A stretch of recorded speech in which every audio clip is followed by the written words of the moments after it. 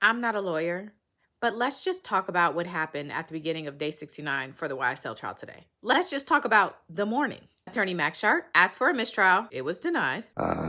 And just for the record, Your Honor, based on that denial, I would like to renew my motion for a mistrial.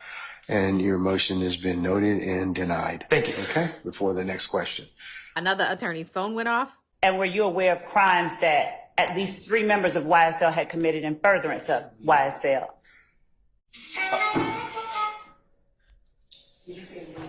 Yes. Give it to me. Give it to me. All right. Overruled. Sustained, sir. That's the form. Yeah, get his phone. All right. Go ahead. Okay. Detective Gaither is back on the stand, and Attorney Love is doing redirect. Were those crimes committed as related to Dexter Montgomery committed in furtherance? Objection, Your Honor. Overruled, sir. Mr. Schardt? Objection, Your Honor. Improper topic for witness. Overruled, sir. Mr. Steele? Objection under Purcell, P-E-R-C-E-L-L versus State. Overruled, sir. 24-7. Overruled, sir. Were those crimes committed in furtherance of a criminal street gang? Yes, it was. What criminal street gang? Overruled, sir. YSL. Would you please tell the jury the basis for your conclusion in your expert opinion that these crimes were committed in furtherance of the gang YSL? Same objection, asked and answered, under Purcell. Overruled, sir. Same objection, leading, Your Honor. Overruled, sir. You may answer the question for the jury, please. Yes. I came to the conclusion that the criminal act that YSL committed was considered criminal street gang activity based upon the persons that were involved in the crime, which was Walter Murphy. He was a confirmed member of YSL. Demaz McMullen was a confirmed member of YSL, as well as Kelvin Treadwell was a confirmed member of YSL. Another factor that I used was Mr. Murphy's, he was pretty popular in the neighborhood and a lot of people knew him. He also had a tattoo on his face that said YSL, and he made no effort to cover up the tattoo, to disguise it, and the brazenness of the actual crime, which made it, in my opinion, in furtherance of YSL. Whether or not it was or is uncommon for that kind of information when people speak to the police to leak out into the community. Objection, Your Honor. Speculation in faith. I'll sustain the objection. Have been leaked about your gang cases. Objection, not relevant. Overruled, sir. Objection vague or way beyond expertise. Overruled, sir. Objection calls for hearsay. Overruled, sir. And then there's some more recross by Max Schardt and Brian Steele. Testified you went to McDonald's. That wasn't about the January 10, 2015 case? Your Honor, I object. Basis. Form of the question. I'll sustain the objection. Did you just testify that you went to McDonald's on Cleveland Avenue and Old Hayfield Road to retrieve surveillance? I did. Was that in relation to the investigation of the January 10, 2015 murder case? Correct. Okay. Surely, as you were working a murder case, you would have written a report about your efforts to obtain this surveillance, correct? Not necessarily, no. So did you write a report or did you not write a report about going to the McDonald's on Old Hayfield and Cleveland Avenue in search of surveillance? There was nothing to write, sir. So you did not write a report? There was nothing to write, sir. Okay, so now I'm going to ask you a question. I'm going to ask you for an answer. Did you write a report? Your Honor, I object. Asking the answer. I sustain the I objection. haven't received an answer, Your I Honor. sustain the objection. Okay? Do you or anyone else that you know of have a report reflecting that you went on the 26th or 28th? Objection. Ask and answer. Sustained. Okay? Who did you speak to at the McDonald's? What was their name? The young lady that was working the counter, Yes. she did not give me her name. She gave me her general manager's name and phone number. Were you in the room or looking in the room? So, from a two-way mirror or a camera when Detective Thorpe was interviewing on video, audio, Kenneth Copeland on the early morning hours of January 11, 2015. I believe I answered that, sir. What's the answer? I've already answered the questions regarding the interview with Kenneth Copeland just after the homicide. Okay. I don't remember ever doing this. Sir, Could you I've do me a answered that courtesy? question. I understand. And I apologize asking you to answer it again. It's okay, but I've answered that question, sir. Okay, so could you answer? I'm going to ask the court to instruct the witness to answer the question. She can't make her own objection. All right, madam, if you can answer the question, but I'm going to sustain objection. It's been asked and answered. So let's move on. Did you see Kenneth Copeland put his cell phone on the desk where Detective Thorpe, Let me finish the question. where Detective Thorpe was speaking with him at the City of Atlanta Police Department on early morning hours of January 11th, 2015? All right, Objection, assuming facts not in evidence. I sustain the objection. Did you personally see Kenneth Copeland put his cell phone in the middle of a table with Detective Thorpe? I sustain the question. Let's move on, Mr. Steele. Okay. You ever speak to a person of interest or a suspect, and they bring to that meeting where they have on their person a cell phone, their cell phone? Objection, relevant. I sustain the question.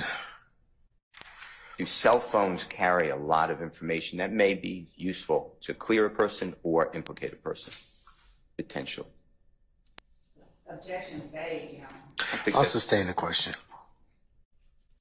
Is there a reason that you know that you, Detective Thorpe, whomever, on January 11, 2015, did not take Kenneth Copeland's cell phone from him or seek a warrant to do Objection, so? Your Honor. Assumes facts not in I sustain the objection. Okay. It's a tough crowd this morning. With regards to... You disregard the commentary, Mr. Steele. Okay? Okay. All right. With regards to it is not favored. Remember saying that it's not favored for people to speak with the police? Remember saying that just a couple of minutes ago? Favorite, I believe that's your word. It may be. No, I didn't say favor, sir. Okay. Whatever word you have. That premise. Were you aware that Jeffrey Williams encouraged I'm going to object as to any Kenneth self-serving, Copeland Your Honor. to go Objection. to the Objection. Hold on. police Stop, Your department? Honor, please. Hold on, folks. Miss Weaver's pretty good, but only one person at a time. The question you started to ask Mr. Steele is objectionable, so I'm going to sustain the objection. Do you have any information that Jeffrey Williams Your Honor, I did not object. Let him finish. Let me see what it says.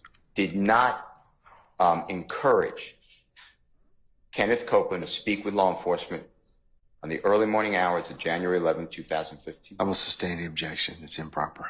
Improper question.